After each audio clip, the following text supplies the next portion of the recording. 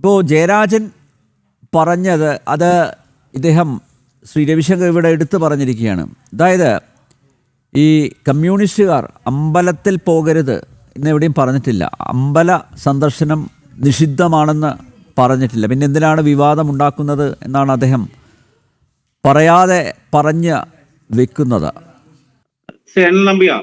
നമ്മളെ സംബന്ധിച്ച് ജനം ടിവിയെ സംബന്ധിച്ചിടത്തോളം ഈ ഒരു വിഷയത്തിന്റെ അക്കാഡമിക് തലമാണ് ചർച്ച ചെയ്യേണ്ടത്. കാരണം ഇതിനകത്ത് നമ്മൾ എഴുതി കാണിക്കുന്ന ഒരു കാര്യമുണ്ട്, മാർസിൽ നിന്ന് മഹർഷിയിലേക്ക് എന്നുള്ളത്. കാരണം കേരളത്തിലെ ഏറ്റവും പ്രധാനപ്പെട്ട വ്യക്തിത്വങ്ങളിൽ ഒരാളായിരുന്ന പി പരമേശ്വർജി എഴുതിയ ഒരു പുസ്തകമാണ് മാർസിൽ നിന്ന് മഹർഷിയിലേക്ക് എന്നുള്ളത്.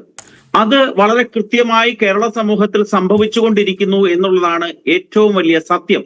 കാരണം അത്രമാത്രം ദീർഘദർശിത്വമുള്ള വ്യക്തിയായിരുന്നു ശ്രീ പി പരമേശ്വർജി. നമ്മൾ കേരള സാഹചര്യത്തിനെ പറ്റി പഠിക്കുമ്പോൾ കമ്മ്യൂണിസ്റ്റ് പ്രസ്ഥാനം എല്ലാ കാലത്തും ഇരട്ടത്താപ്പുകളുടെ പാർട്ടിയായിരുന്നു എന്ന് നമുക്ക് കാണാൻ സാധിക്കും. ഇന്ന് ഈ പി ജയരാജന് കൊടുങ്ങല്ലൂർ അമ്പലത്തിൽ പോയി എന്നുള്ള വാസ്തവം നമ്മൾ റിപ്പോർട്ട് ചെയ്തു. അതിന്റെ തെറ്റിലേക്കല്ല പോകേണ്ടത്.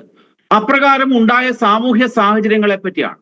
ഈ മാർക്സിയൻ ചിന്താഗതി അനുസരിച്ചുകൊണ്ട് കമ്മ്യൂണിസ്റ്റുകൾ പറയുന്ന ഒരു കാര്യമുണ്ട്, വൈരുദ്ധ്യാത്മിക ഭൗതികവാദ പ്രകാരം ഒരു സമൂഹത്തിനെ രണ്ടായിട്ടാണ് തിരിച്ചിരിക്കുന്നത്, ഉള്ളവൻ ഇല്ലാത്തവൻ, ഹാവ്സ് ആൻഡ് ഹാവ് നോട്ട്സ് എന്ന സങ്കല്പമാണ് CPM-ന്റെ അടിസ്ഥാന പ്രമാണം എന്ന് പറയുന്നത്.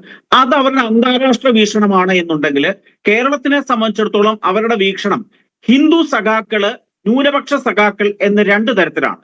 ഹിന്ദു സഖാക്കളെ സംബന്ധിച്ചിടത്തോളം അമ്പലത്തിൽ പോകാൻ പാടില്ല, ഹിന്ദു ആചാരങ്ങളിൽ പങ്കെടുക്കാൻ പാടില്ല, ശബരിമല ക്ഷേത്രത്തിൽ പോയാൽ CPM-ൽ നിന്ന് പുറത്താക്കും, അതേപോലെ തന്നെ ശ്രീകൃഷ്ണ ജയന്തിയിൽ പങ്കെടുക്കാൻ സാധിക്കില്ല തുടങ്ങിയ വിലക്കുകൾ നേരിടുന്ന ഒരു വിഭാഗമാണ് കേരളത്തിലെ ഹിന്ദു സഖാക്കൾ എന്ന് പറയുന്നത്.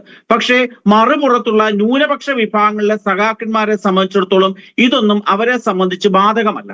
കാരണം ജോൺ ബ്രിട്ടാസിന്റെ മോൾക്ക് എല്ലാവിധമായ ചടങ്ങുകളോടും കൂടി പള്ളിയിൽ കല്യാണം നടത്താം, ജയിക്ക് എന്ന് പറയുന്ന യുവ നേതാവിന്റെ കുട്ടിക്ക് മാമോദിസ എല്ലാവിധ ചടങ്ങുകളോടും നടത്താം, സ്പീക്കറായിരുന്ന ഷംസീറിന് എല്ലാവിധ രീതിയിലും നോമ്പ് നടത്താം തുടങ്ങിയ കാര്യങ്ങൾ അവരുടെ പ്രിവിലേജായി നിൽക്കുമ്പോൾ ഹിന്ദു സഖാവായിട്ടുള്ള ഒരാൾ ശബരിമലയിൽ പോയപ്പോൾ അയാളെ പുറത്താക്കിയ കാര്യം നമ്മൾ കണ്ടിട്ടുണ്ട്.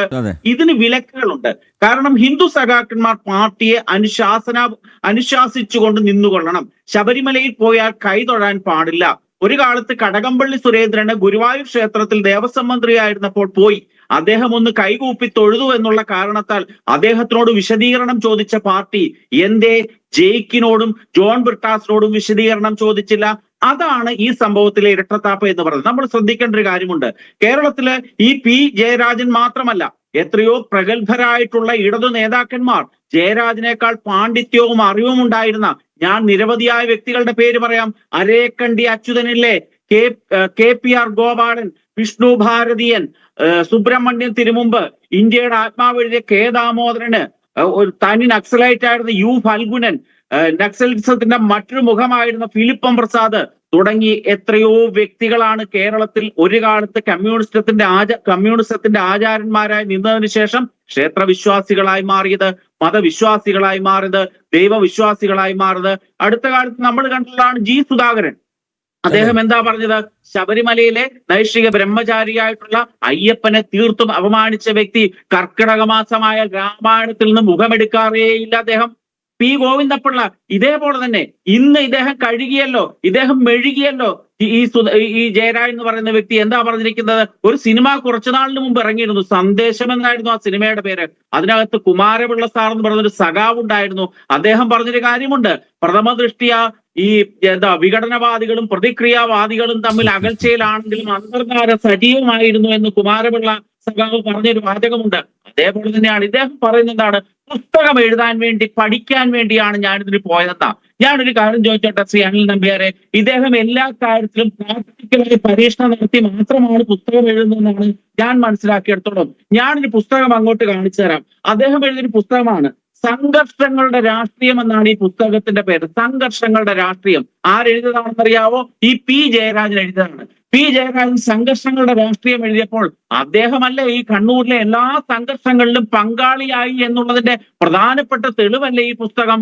എല്ലാവിധ കൊലപാതകങ്ങളും എല്ലാവിധ അധമ പ്രവർത്തികളും കണ്ണൂരിൽ ചെയ്ത എക്സ്പീരിയൻസ് കൊണ്ടല്ലേ അദ്ദേഹം ഈ പുസ്തകം എഴുതിയെന്ന് സാധിക്കത്തുള്ളൂ. അതേപോലെ തന്നെ അദ്ദേഹം പുസ്തകം എഴുതാൻ വേണ്ടി പോയത് നല്ലതാണ്. അദ്ദേഹം നാളെ മറ്റു ക്ഷേത്രങ്ങളിലേക്കും പോകണം. അങ്ങനെ ക്രമേണ അദ്ദേഹം ഹിന്ദുത്വം എന്താണെന്ന് മനസ്സിലാക്കും, ക്ഷേത്രങ്ങൾ എന്താണെന്ന് മനസ്സിലാക്കും, സനാതന ധർമ്മം എന്താണെന്ന് മനസ്സിലാക്കും. ഇത് വളരെ കൃത്യമാണ്. നമ്മൾ നോക്കൂ, ഈ കേരളത്തിലെ SFIയുടെയും DYFIയുടെയും പ്രമുഖനായ നേതാവാണ് ഇന്ന് മഹാമണ്ഡലേശ്വർ ആനന്ദവന സ്വാമികൾ എന്ന് പറയുന്ന വ്യക്തി. അദ്ദേഹവും ഇതേപോലെ തന്നെയാണ്. മാർസിൽ നിന്നും മഹർഷിയിലേക്ക് പോയ വ്യക്തിയാണ്. കുറെ കാലത്തിന് മുമ്പ് ഇതേപോലെ പോയ മറ്റൊരു ബുദ്ധിജീവി ഉണ്ടായിരുന്നു, പി ഗോവിന്ദപിള്ള എന്നായിരുന്നു അദ്ദേഹത്തിന്റെ പേര്. അദ്ദേഹം മലയാലപ്പുഴ ക്ഷേത്രത്തിൽ കോടിയർച്ചന നടക്കുന്ന സമയത്ത് അവിടെ ചെന്നു. ചില മാധ്യമ പ്രവർത്തകർ അദ്ദേഹത്തിനോട് ചോദിച്ചു, എന്തേ ഭക്തിയും വിശ്വാസവും ഇല്ലാത്ത താങ്കൾ ഇവിടേക്ക് ഈ സമയത്ത് വന്നു? അന്ന് അദ്ദേഹം പറഞ്ഞതുണ്ട്, ഈ മലയാളപ്പുഴ ക്ഷേത്രത്തിൽ ധാരാളം ചിത്രപ്പണികളും കൊത്തുപണികളും ഉണ്ട്, അതിനെപ്പറ്റി പഠിക്കാൻ ഞാൻ വന്നതെന്നാണ് പി ഗോവിന്ദപിള്ള പറഞ്ഞത്. ഇതാണ് ഇവരുടെ ഇരട്ടത്താപ്പ്. ഹിന്ദുക്കളായിട്ടുള്ള സഹോദരന്മാരെ സംബന്ധിച്ചിടത്തോളം പേടിയാണ്. മതേതരത്വത്തിന്റെ മുഖംമൂടി അണിഞ്ഞുകൊണ്ട് പ്രവർത്തിച്ചില്ല എങ്കിൽ എന്തോ വലിയ കുറ്റമാണ്. പക്ഷേ ഈ ന്യൂനപക്ഷ നസ്രാണി സഖാക്കന്മാർക്കും മാപ്പിള സഖാക്കന്മാർക്കും ഇതൊന്നും ബാധകമേ അല്ല. ഇതാണ് പ്രശ്നം. ഒരു സമയത്ത് ഇവര് പറയും എന്താണ് ഗണപതി മിത്താണെന്ന് പറയും. അതേ സമയത്ത് ഇവരുടെ ഭാര്യമാര് പോയി ഗണപതി ഹോമം നടത്തും. നമ്മൾ നോക്കണം, ഈ ഇലക്ഷന് തൊട്ട് മുമ്പ് കൊട്ടാരക്കര മഹാഗണപതി ക്ഷേത്രത്തിന്റെ ബോർഡില് ആരുടെയൊക്കെ പേരുകളിലായിരുന്നു അവിടുത്തെ വലിയ ഗണപതി ഹോമം നടത്തിയതിന്റെ ലിസ്റ്റ് ഉണ്ടായിരുന്നു. ആരൊക്കെയായിരുന്നു? കൊട്ടാരക്കരയിൽ മത്സരിച്ച ബാലഗോപാല് മന്ത്രി ഉൾപ്പെടെ ഇടതുപക്ഷത്തെ എല്ലാ നേതാക്കന്മാരുടെ പേരിലും അവിടെ മഹാഗണപതി ഹോമം നടത്തി എന്നുള്ളത് കാണുമ്പോഴാണ് ഇവര് ഹിന്ദു സമൂഹത്തിനെ പറ്റിക്കാണ്. മറ്റൊരു വസ്തുത കൂടിയുണ്ട്. ഒരു ഉദാഹരണം കൂടെ ഞാൻ പറയാം.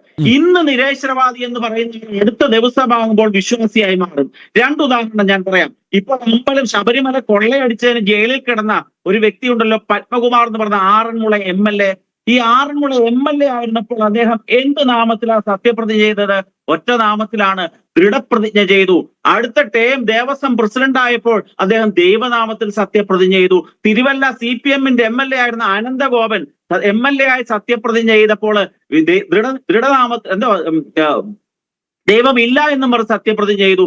MLA ആയി മാറിയപ്പോൾ അടുത്ത മാസമായപ്പോഴേക്ക് അദ്ദേഹം ദേവസ്വം ബോർഡ് പ്രസിഡന്റ് ആയി മാറിയപ്പോൾ അദ്ദേഹം ദൈവനാമത്തിൽ സത്യപ്രതിജ്ഞ.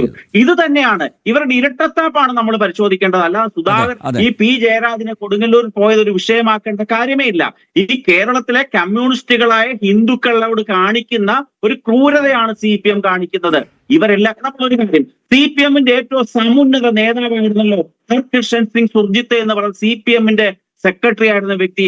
അദ്ദേഹം ആരായിരുന്നു? ഒരു സിഖ് മതത്തിലെ ഒരു കൃത്യമായ രീതിയിൽ സിഖ് മതത്തിന്റെ ആചാരാനുഷ്ഠാനങ്ങൾ പാലിക്കുകയും തലയും താടിയും മുടിയും ഒക്കെ ആ രീതിയിൽ ഒരു പ്രാക്ടിക്കൽ സിഖായിരുന്നു അദ്ദേഹം എന്നുള്ള കാര്യം എല്ലാവർക്കും അറിയാം. പക്ഷെ ആ ധൈര്യം എന്തേ കേരളത്തിലെ ഹിന്ദുക്കളായ സഖാക്കന്മാർക്ക് ഇല്ലാതാകുന്നു?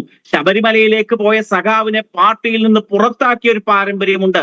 പക്ഷേ ഇതേ സാഹചര്യത്തില് നസ്രാണികളായിട്ടുള്ള സഖാക്കന്മാർക്കും അതുപോലെ തന്നെ മാപ്പിളമാരായിട്ടുള്ള സഖാക്കന്മാർക്കും ഇതൊന്നും യാതൊരു വിധമായ പ്രശ്നമില്ല. അതുകൊണ്ടാണ് ഞാൻ പറഞ്ഞത് ഇതിന്റെ അക്കാഡമിക് വശങ്ങളാണ് നമ്മൾ ചർച്ച ചെയ്യേണ്ടത്. അദ്ദേഹം പ്രാക്ടിക്കലായി കൊടുങ്ങല്ലൂർ അമ്പലത്തിലെ ആരാധനാ സമ്പ്രദായം പഠിക്കാൻ പോയി ഈ മാസം ഇറങ്ങാൻ പോകുന്ന പുസ്തകമെന്നും അദ്ദേഹം പറഞ്ഞിട്ടുണ്ട്. ഈ മാസം ഇറങ്ങാൻ പോകുന്ന പുസ്തകത്തിന് ഈ 15-ാം തീയതി അദ്ദേഹം ഗവേഷണം നടത്താൻ പോയതിനുള്ള ഒരു ആശങ്ക അരിയാഹാരം കഴിക്കുന്ന ആർക്കെങ്കിലും തോന്നിയാൽ ഒരു കുറ്റവും പറയാൻ സാധിക്കില്ല. അതാണ് കേരളത്തിലെ കമ്മ്യൂണിസത്തിന്റെ കാപട്യത്തിന്റെ മുഖം. അവരെല്ലാ കാര്യത്തിലും ഇരട്ടത്താപ്പുകളുടെ തമ്പുരാക്കന്മാരാണ്. ഇക്കാര്യത്തിൽ ഇത്രയൊന്നും പറയണ്ട.